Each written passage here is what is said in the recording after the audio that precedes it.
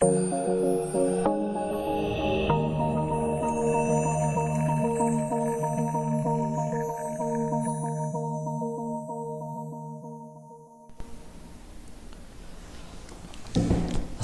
warahmatullahi wabarakatuh.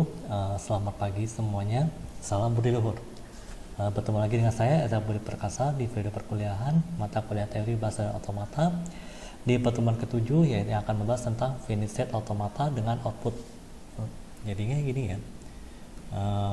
Kemarin kan dulu kita sudah membahas FSA juga, tapi bedanya adalah FSA yang kita bahas selama itu adalah FSA yang tidak ada outputnya. Ya. Nah, ternyata FSA yang tidak ada output ini dia mempunyai keterbatasan. Antara lain, keputusannya itu terbatas hanya pada string itu diterima atau ditolak. Ya.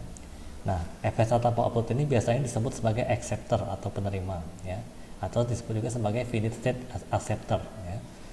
Solusi dari keterbatasan tersebut itu kita akan mengkonsumsi FSA dengan output. Ya. Nah, FSA dan output ini dikenal juga sebagai transducer. Ya. FSA dengan output ini ada dua jenis, yaitu mesin Moore dan mesin Mealy. Ya. Nah, kita apa perbedaannya kan antara keduanya ya. Kalau mesin Moore itu outputnya berasosiasi dengan state, jadi outputnya itu ada di state-nya. Ya.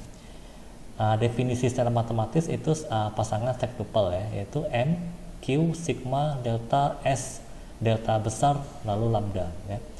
Dimana Q seperti biasa itu adalah himpunan state, kemudian sigma itu himpunan simbol input, lalu delta kecil adalah himpunan posisi transisinya, ya. Kemudian S itu set awalnya, ya, di mana S itu ngambil dari Q seperti biasa, lalu delta besar itu himpunan simbol outputnya, dan lambda itu fungsi output untuk setiap state-nya, ya. Nah, FSA dengan output ini dia tidak memiliki state akhir, ya, karena dia ditentukan oleh outputnya, ya. Apakah dia masuk ke dalam kriteria atau tidak, ya. Dia bukan berarti diterima atau ditolak, enggak, tapi dia ada kriteria lainnya. Ya.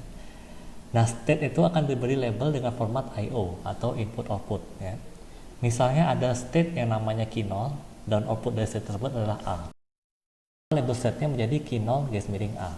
Ya, seperti itu.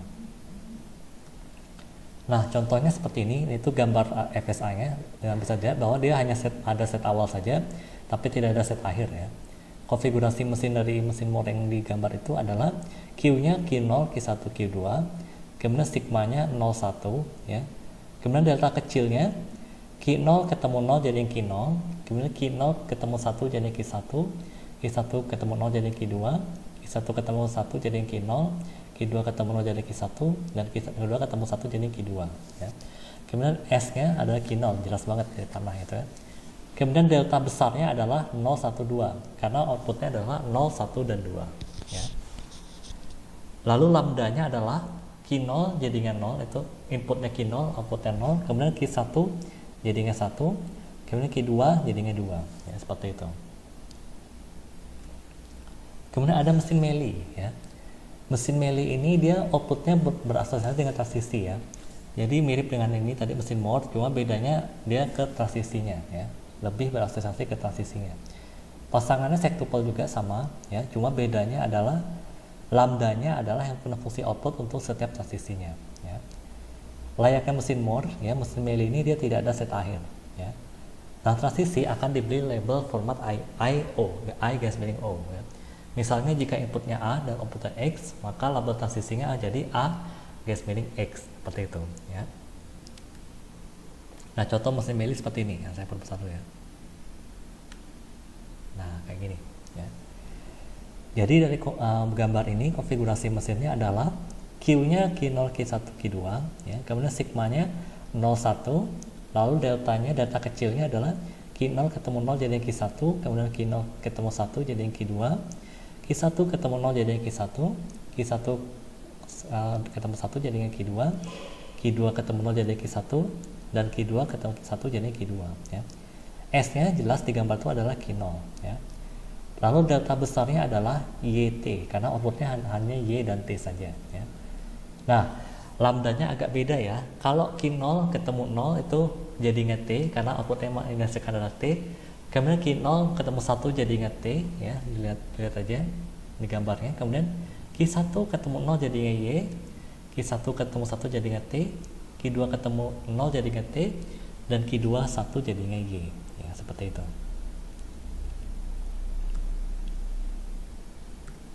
Nah, kita bisa menyetarakan FSA bisa dari mili ke mol atau sebaliknya.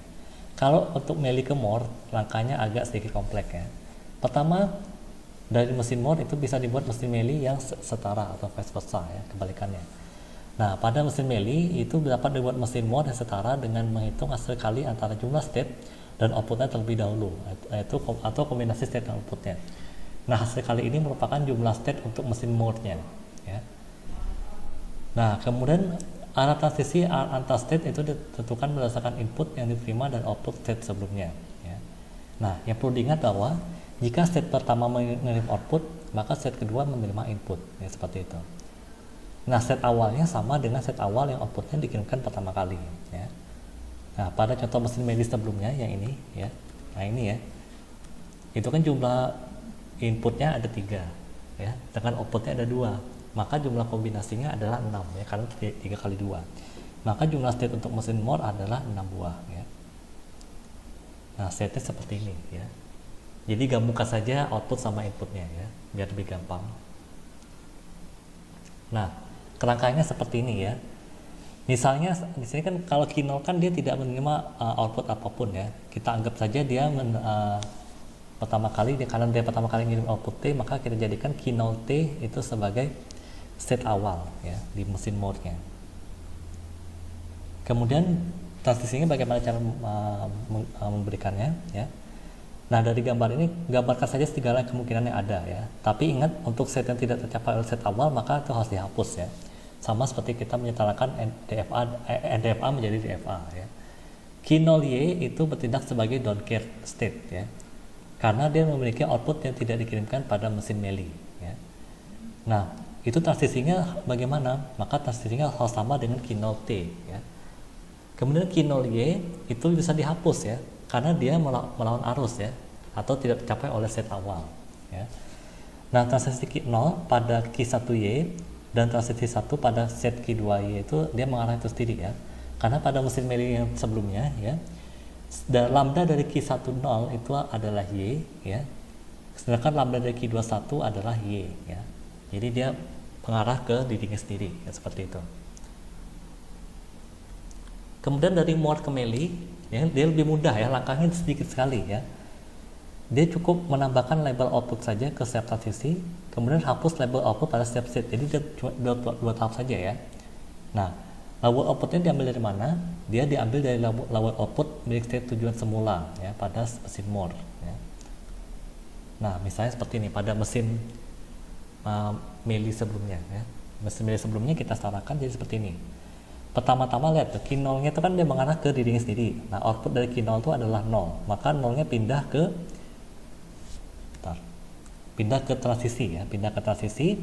Kemudian 1 itu dia ngambil dari output dari ini ya, dari output dari Q1, karena dia ngarah dari Q1, maka dia jadinya 1 ya, pindah ke transisinya, dan seterusnya seperti itu ya.